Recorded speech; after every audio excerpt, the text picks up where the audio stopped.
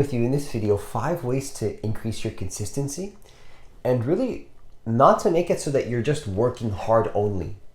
Because I think that consistency is a very valuable concept that people neglect because they just want to put in lots of effort for maybe a few days, maybe a few weeks, but then they're not in it for the long run.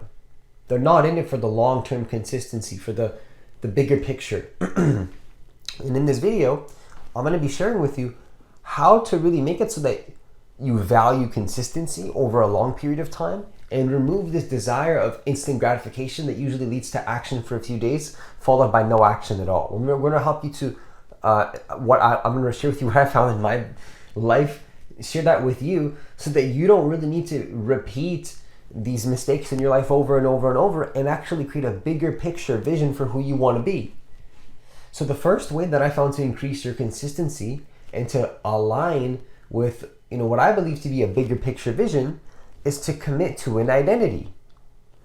Really, ultimately, I think that we walk through life and we try to be better.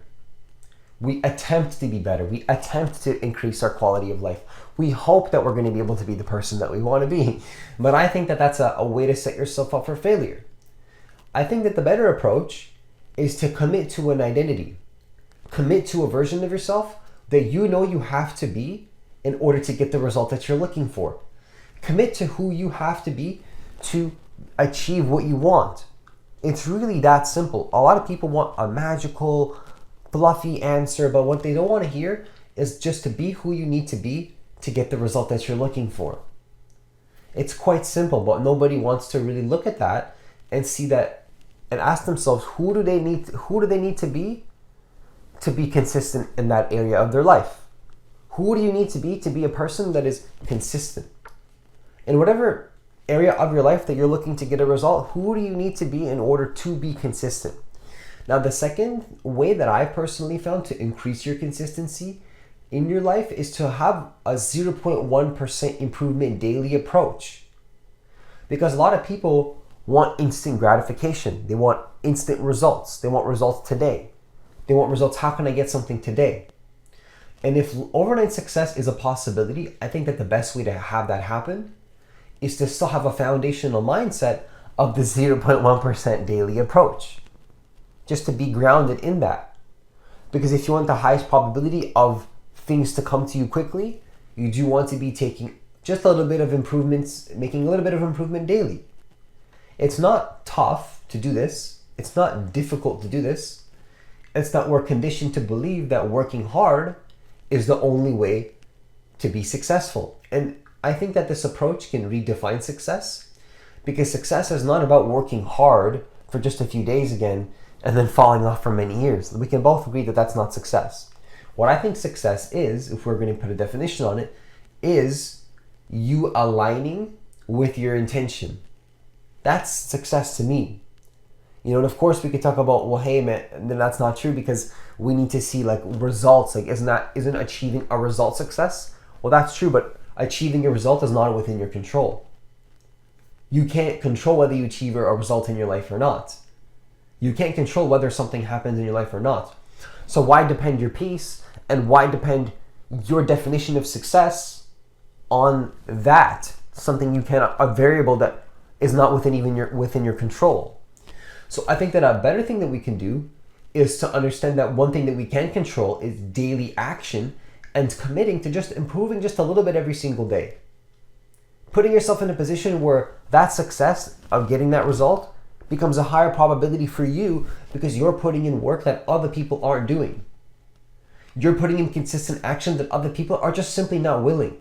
You might not be more smarter. You might not be less scared than the other person. You might not have anything more. You might not be more gifted. You might not be even more powerful in any way, but you just simply might be more willing to just take more action every single day and improve just a little bit more than the average person. And that's going to lead you to consistency and more success.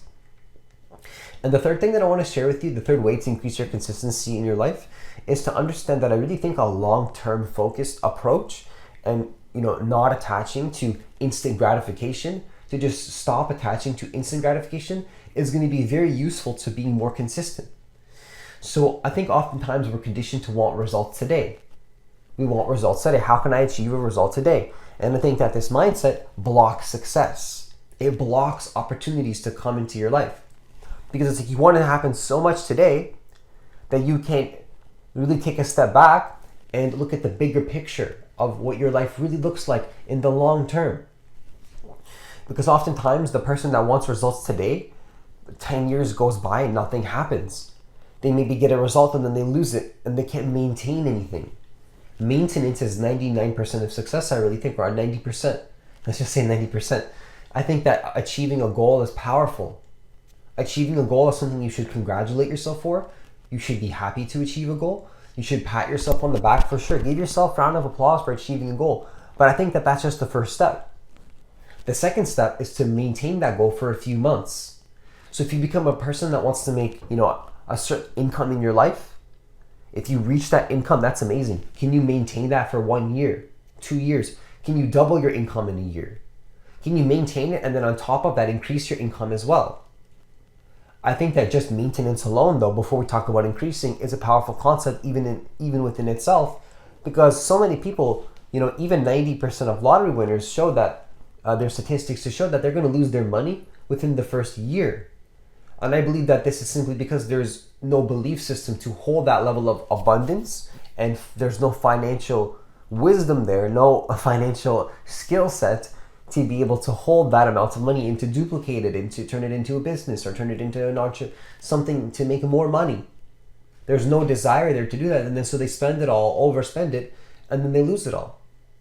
And so one thing that you want to do is stop thinking about how do I achieve something today, who you're going to be in the long term.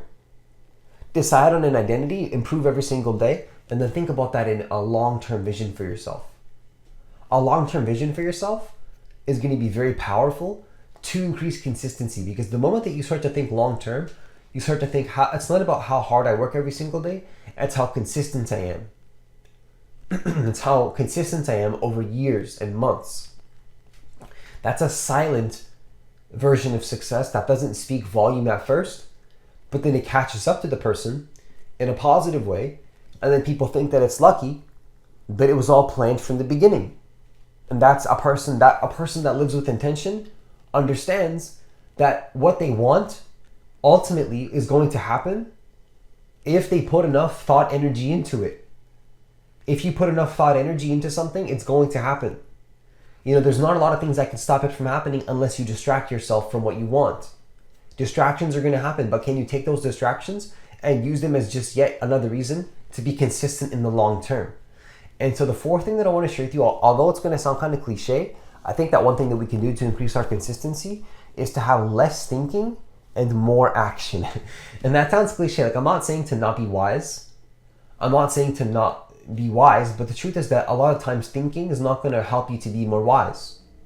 Connecting to the present moment and not thinking is going to help you to increase your wisdom.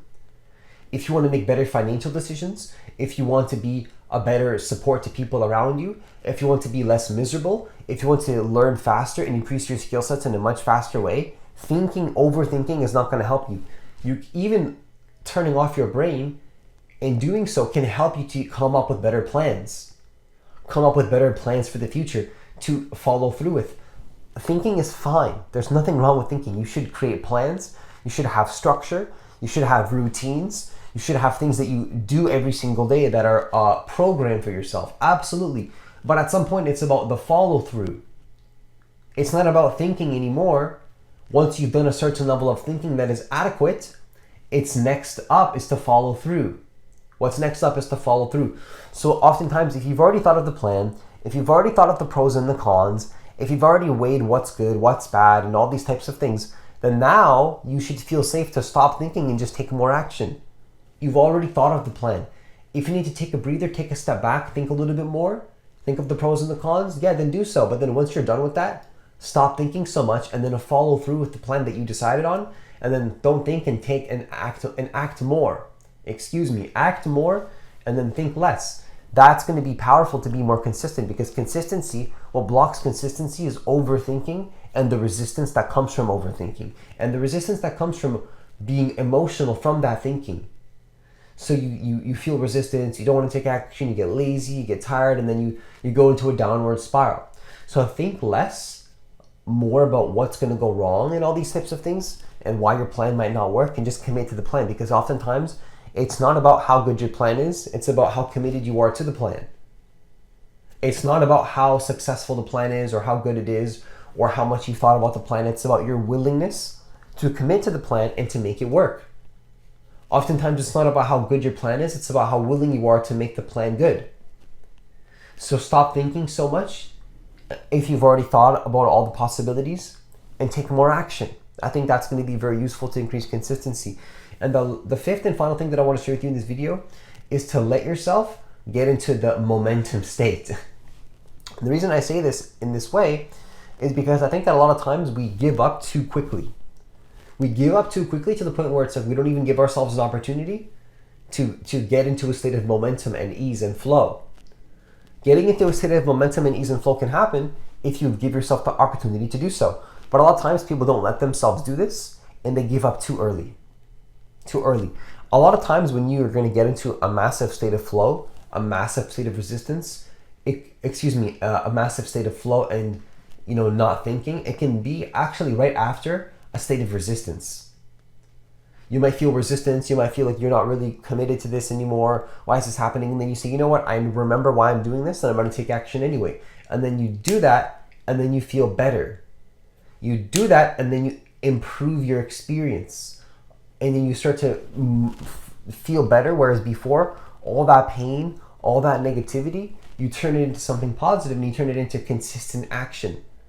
See, if you're going to feel painful, and you're going to feel resistance, and you're going to feel negativity, you may as well just take action.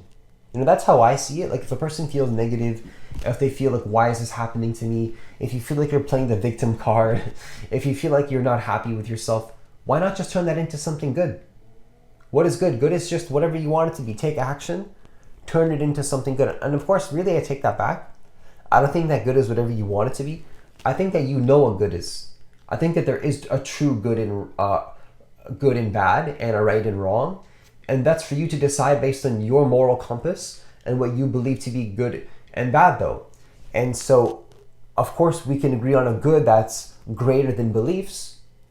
But the truth is that one thing that's going to help you to be more consistent, no matter what, and we can all agree on is 100% true, in my opinion, is that, maybe it goes beyond opinion. And I think that might be this, if you want to see it as a truth, find out for yourself. I would say that one thing that we can do is to give ourselves the opportunity to get into a state of momentum where you're taking, so what is momentum? It means you're taking so much action where the action feels easy. It feels easier. It feels like you're not putting in so much work because you're able to balance the comfortability and the uncomfortability of life, the masculine and the feminine. You're able to bring these two forces together and get into a state of flow and ease. And getting into a state of flow and ease is not difficult. Oftentimes, letting yourself not get into a state of momentum is going to be more difficult for you. Remember, momentum is easier. It's easier. It's easier to be successful sometimes. It's easier to take more action sometimes. Sometimes not taking action, not being committed, that feeling of stagnation, that feeling of resistance, comes from not taking action long enough to get into a state of momentum. That's all it is. It's just that you stop taking action for so long, you forget that action is easy. It's easier to take action. It's easier to be successful. It's easier to be committed, to live with excellence. That's the way you want to program yourself.